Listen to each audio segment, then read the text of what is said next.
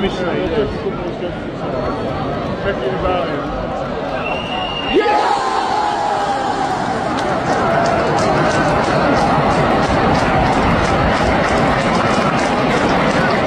After back-to-back losses in the Premier League, Manchester United is back to winning ways. Bruno Fernandes and Marcus Rashford team of Everton, making it 5 consecutive wins against Everton. And United back to winning ways. For Ten Hag. Rudely interrupted my introduction. Why do you do that? All right, guys, thanks so much for joining us. This is United and Everything Football Podcast. It's always a pleasure to come your way. I'm joined by Kwame Nchubu and a very special guest who is joining us today. His name is Kingsley. Well, I will introduce him or we'll bring him into the picture when we go for this quick turnaround. When we come back, we'll look at the game against Everton. We'll look at a few talking points. Tyrone Malacia is likely not to play for Manchester United this season. And it's likely we will not see him in a new United kit. I mean, it's a very strange phenomenon that we have a player in a whole year. We've not seen him on the pitch. We'll be talking about that, and also would look at Sir Jim Ratcliff's quest of building a new stadium for Manchester United. We'll be back after this.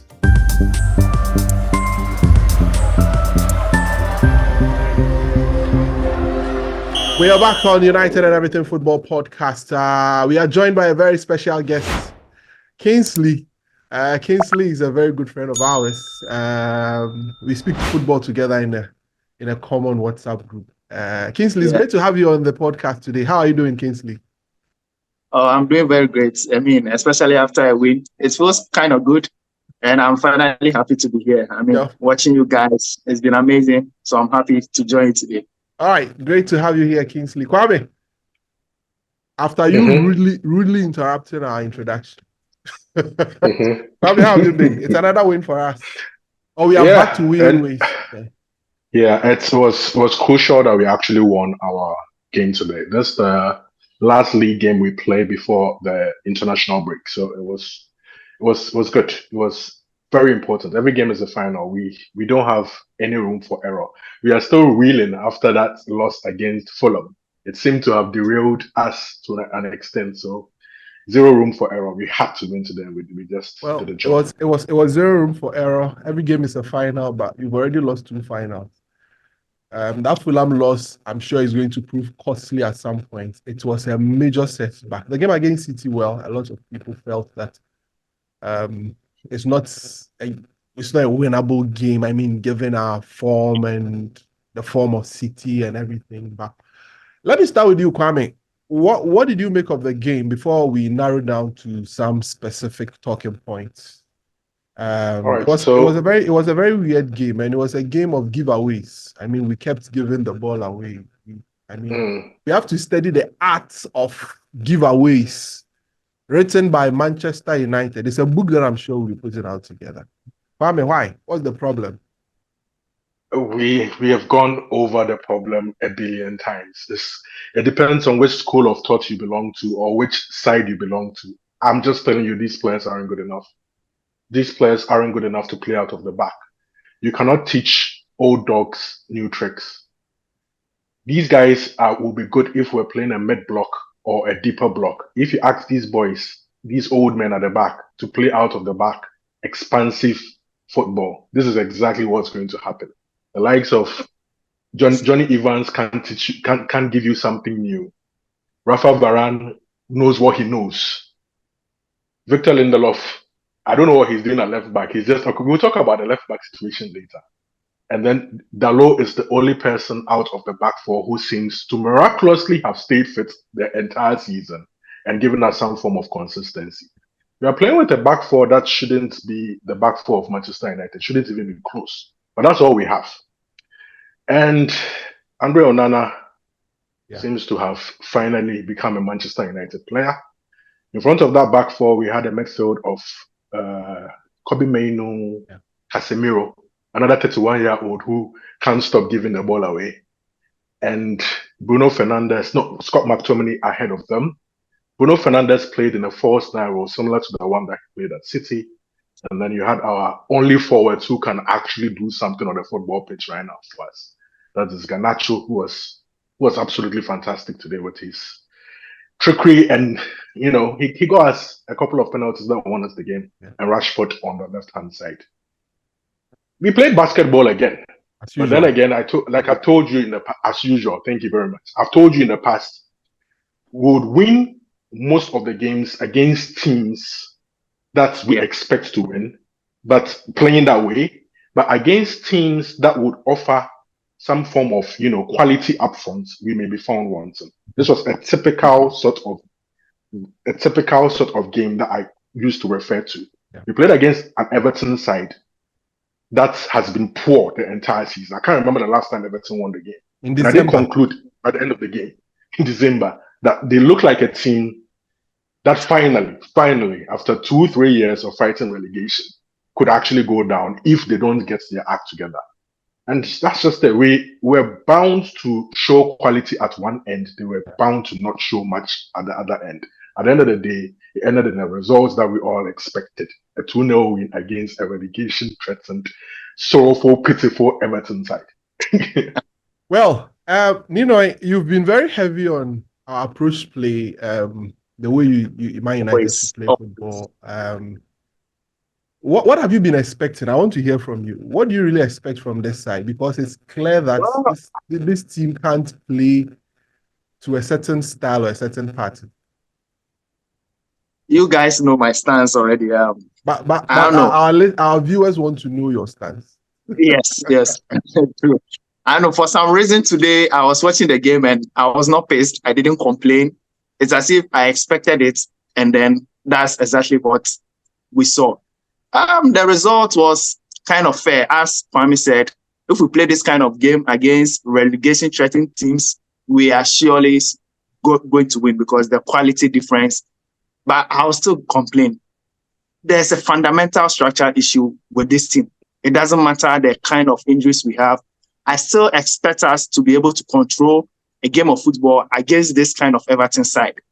There were no systematic chance creation schemes. It was just get the ball, hoof it long, hope Garnacho does something or hope Rashford does something. And I can't remember a clearly created chance apart from the penalties. Maybe towards the end of the game in the second half when the spaces were a bit more opened. That was when we created some few chances we should have scored more. But after the penalties, there were nothing more. It was just, the ball was just moving around and Everton were done. Another game with conceded 20 shots. Another game against Everton. I mean, I don't know how much long we can keep saying that, but I expected a win and then we got it. And I'm happy about that. I mean, it boosts our hopes in clinching a Champions League spot. So I got what I expected, basically. But I'll still stay with you. What do you think are the fundamental structural issues that you've been talking about? Kwame was complaining about the players their profiles, not knowing anything new. They are doing what they know, and then it's catching. But I'll still argue that there are no set structures for us to play that would minimize the flaws of the players. Casemiro kept giving away the ball, but when I was watching, you could see he didn't even have options close to him to pass, to make short passes. Everything was set up for long balls. So anytime he tried to make a short or a relatively medium pass, he gave the ball away. That is what I'm complaining about. You see, John Evans and Varane played so wide, and then they are not close enough to receive a ball from Onana, and then he has to hit it long. I went to see Onana's pass map after the game, and he hit almost 20 long balls. For who to win? We had no Højlund on the pitch. For who to win? Garnacho and then Rashford. Those are the structures I keep complaining about. He's not minimizing the players' flaws, but the system is making them continually make mistakes. And then everybody will keep seeing the mistakes they are making. That's all I can say. Well, that's a very interesting one.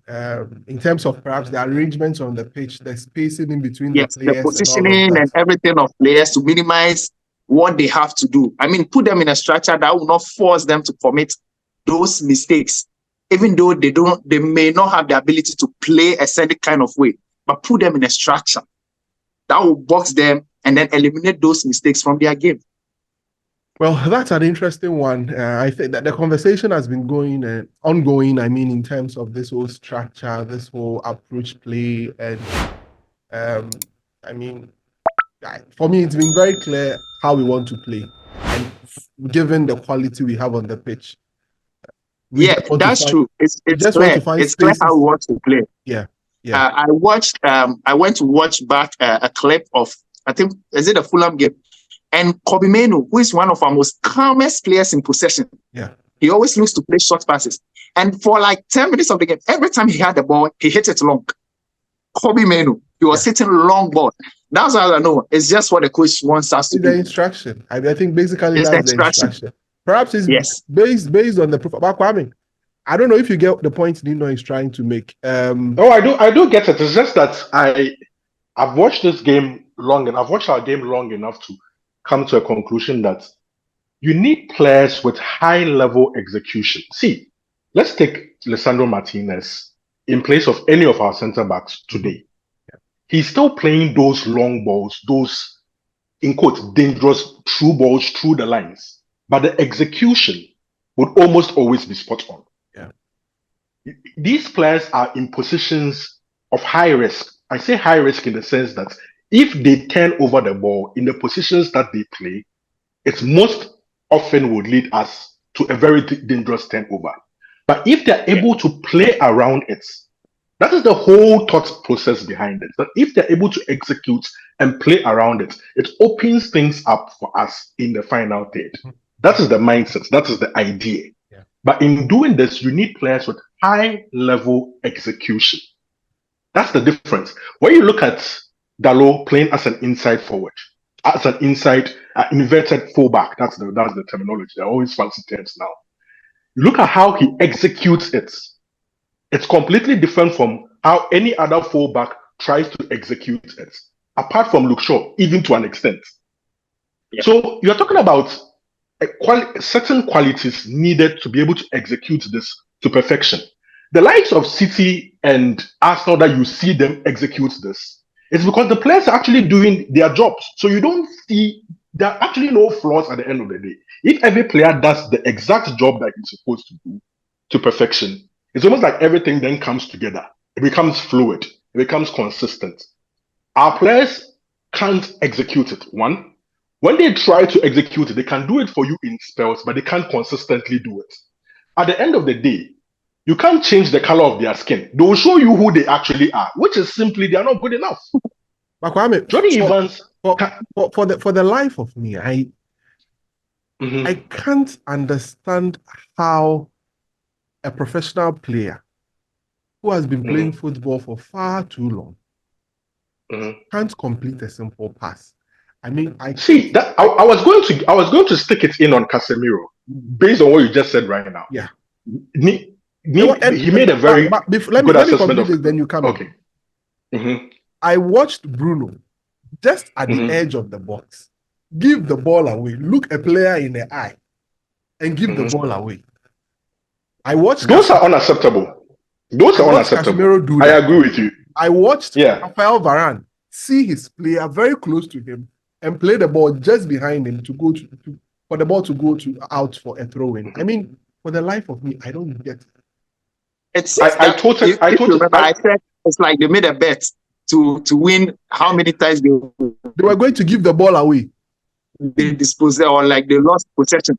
Casemiro is not making simple passes. You see, it's not even about the player is even too far away from you.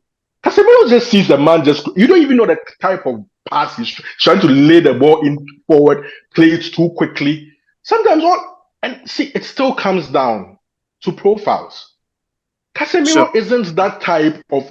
We will go around in circles, and at the end of the day, you realize that it still comes down to profiles. Frankie De Jong, I hate to have to do this. Frankie De Jong takes that ball. He's driving with the ball as a defensive midfielder, not necessarily looking for a one-time pass. That is not his game. He's not turning around and hitting the ball at once. He's turning the ball, driving through space, and laying off, trying to ensure that he has a good pass completion. That's his profile. He's just born to make. By the end of the day, when you look at his stats, it's supposed to be 90 to 95% pass completion. Natural. Yeah. You get what I'm trying to say? Yeah. But Casemiro is taking high risk. He's trying to play this quick transition football. He's taking the coach's word to the T and playing out of character because that is not even his strength. Kwame. Yeah. See, I know that's his profile. And I see that he's playing to the coach's instructions because it's every time he gets the ball. But I've watched Bruno play for Portugal. Bruno has one of the worst pass completions for Manchester United because he plays in an abatero where he makes a lot of risky passes. But anytime Bruno plays for Portugal and he plays deeper, you get to see that he has a higher pass completion rate.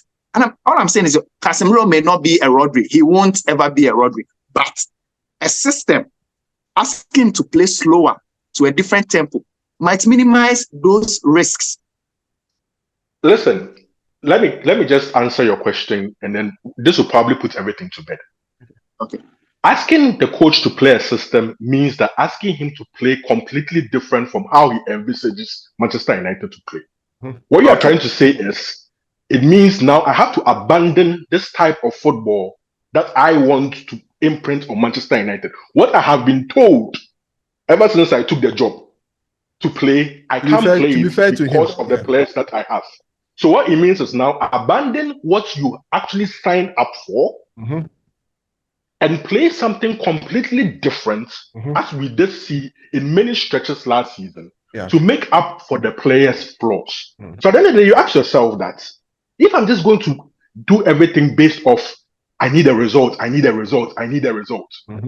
At which point are you going to show us what you really want to do, what you've been assigned to do as a Manchester United coach? It means for 2 years, we'll still be waiting to see anything of sorts as to what your actual job that you signed up to was.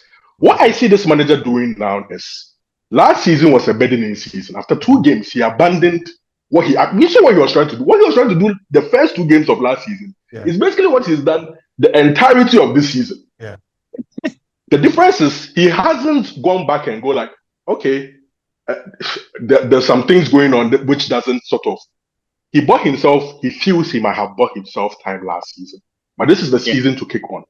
Unfortunately for him, he's just been met with a raft of injuries. But he's sitting down thinking, I sound like a broken record right now. Let me keep building. If and when I can get rid of these players, all you do is plug and play. We are hearing of the transfer news. We are going to buy a left back. We are going to buy a right back. We are probably going to buy a couple of centre backs. That immediately tells you that he is not oblivious of the flaws of this team. He's not stupid. He's not dumb. He knows. He can't be. Exactly. He knows. So at any point in time, I'm sure he does believe that he's building something. It's a process. If he's able to get rid of this backline, the principles, when he walks into the training ground, he steps into the training ground with a different set of players, especially the backline. I'll always refer to the backline. He steps into the training ground. The instructions are not new. We are continuing off from where we left off last season. But the difference this time, during this preseason that we have started, is that it is not Johnny Evans at the back. It is not Harry Maguire at the back. It's not Victor Lindelof. It's not Aaron Wan-Bissaka. I have the profiles that fits. You just take the manual from last season, put it on the board, and say, this is exactly how we are going to continue to play. But the execution at the end of the day would be completely different. This is how you build. That's the progress that you would see. But it's hard for fans to see the end game now because we are all thinking about it now. The season is almost dead and gone. It's almost dead and gone. What else do you have to lose? Go for it. Keep on with your process. If you survive the season some way, somehow, you take stock. At the end of the day, you realize that you would have made the progress that you want with respect to how the team wants to play. All that is needed is the right personnel. Well, the right personnel is all that is needed. But talking about personnel, Tyrell Malacia is likely not to play again for the rest of the season. At least we know he's alive. We know he's alive. That's a good one. We know he's alive. Well, news is that he's back on the grass, but it would obviously take time for him to, get himself proper into proper shape to be able to play a match or play football once again. But I want to throw everything in with regards to the injuries. Mason Mount has been out for a very long time. And Mount is a player that was that barely got injured. I don't know what is happening. We've had to change our medical staff. I don't know what is really happening. Why this? A lot of people have had a lot of theories. Okay. Yes. When you go and all of that. When you go online, the basic theory online is our game model. We are running far distances, causing a lot of muscle injuries and all that. Yeah. It's one thing that I have not believed. As only that aspect, I'm not going to blame Ten Hag. I just think it's, as Kwame would say, is it something's law? Murphy's law. Yes. Everything that could go bad has gone bad. Yeah. The injuries, I do not understand. Harry Maguire was a fit centre back. Yeah. Mason Mount didn't have injuries at Chelsea. Yeah. Like, I just can't tell. And it's very funny. It's Dalot who has not got injured out of the back line. That is very It's very strange. I just don't know. We've changed our medical team, and on that aspect, I don't know. I just don't know what is happening to the club on the injury front. And then it has, affected us a lot this season. We just hope we get through it. We get our way around it. We just get a top 4, or hopefully the other English clubs do us a favor in Europe, and then a fit spot gives us Champions League. It gives us an opportunity. Kwame, what is wrong? What is happening? The injuries there. I don't really get it. I seriously don't get it. It's the hyena that has been buried somewhere. That's causing all this problem. Because at this point, we have to go and uproot the hyena at Old Trafford. I think when we move away from quarantine and move away from Old Trafford, finally we'll find some. That will be the diagnosis for our. See, I think I don't even know how to put this. Yeah. You would think that probably it comes back to the squad quality again. The reason why I find it hard to actually defend the point I'm trying to make is I've seen this in other squads as well, other teams as well. So that ours has been to an incredibly unbelievable degree. But I feel we played majority of our key players far too often last season. We couldn't rely on the squad. Yeah. You get what I'm saying? Yeah. And by doing so, you're asking them to. They basically didn't take a break during the summer. They just sort of continued into the next season. It's just too much football. The likes of Luke Shaw, Aaron Wan-Bissaka, Harry Maguire has been playing a lot. See, even despite the fact that he has had these spells at United where people think he's at the end of the road, he still ended up playing a lot of games for Manchester United. That's true. Harry Maguire ended up playing two full seasons. He had 2 full seasons of playing all 38 games. It's so caught up with us. Casemiro had never played this many games in Real Madrid. All of a sudden, he has to play this high-octane football. It's even ironic that Rafa Varane has been fit almost throughout the entire season. But I feel him sacrificing international football has benefited us to an extent. And at some point, too, he was benched a lot more times. At the start of the season. Yeah, I think he was being managed. If in hindsight, you can think about things in hindsight and sort of it changes your opinion. We didn't understand back then, but then I feel these are some of the things you would not know as a fan. You just said them. Why is Rafa Varane not playing? Forgetting Rafa Varane, if he plays 3 games in 1 week, he'll probably be out for the next 1 month. But then we're not thinking. But in hindsight, you can sit down now and go like, that sort of situation he went through at the beginning of the season is you're sort of benefiting from it now. Because you're not playing a lot of cup games. You're just basically playing 1 game a week. So he can play 1 game a week. You get what I'm saying? It's all part of the squad management to get us to where we are. Yeah. But what I would say is that I have seen over the past 9 years in certain seasons at Liverpool where they went through this period of a raft of injuries and it wrecked their season. United have had up and downs over the past. We just happen to have the same exact situation we've experienced over the past 11 years. We went on a high last season and we've gone on a low. But I think the injuries have sort of put us in the situation where we are. People would say, but Liverpool have injuries now. Liverpool are on a wave. I'm telling you, if they put out their under 13s, they could still put up. It's the mentality thing. Now they are winning. You put under 13s there, they'll still put up a fight for you. You've seen that under Alex Ferguson. multiple times. But here's the case where this United team doesn't have a depth in quality and relies heavily on a certain group of players, 13, 14, 15 players. And those players have been hugely affected by injuries this season. And it's and then that is exacerbated by Ten Hag notably being known to rely on 14, 15 players in a season. That was proven at Ajax. He never changed the starting lineup. And then there were, I think, 3 or 4 substitutes who were his go-to. He never relied on a squad. The difference between that Ajax situation and our situation is he was working with a lot of young players who were very less likely to suffer the injuries and could deal with the workload. You see the likes of Garnacho. He will probably play to the end of the season. It's only fatigue that burnout that not necessarily that would bring him down.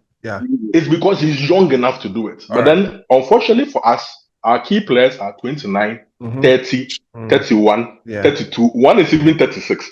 And then we are trying to manage them that season. That's why we are suffering. Anyway, we need to get younger. We need to get younger. Next summer. I mean, if you look at the targets that we are looking at, Olise 22, Brantwaite 21, 22. It looks as if we are trying to mix things a little bit up with regards to the age profile that we are going in for. But we'll discuss that another time. So that's it with the game against Everton, a few issues on the injuries. Sir Jim Ratcliff wants to knock down Old Trafford. That is the intention. Knock down Old Trafford and build a new stadium.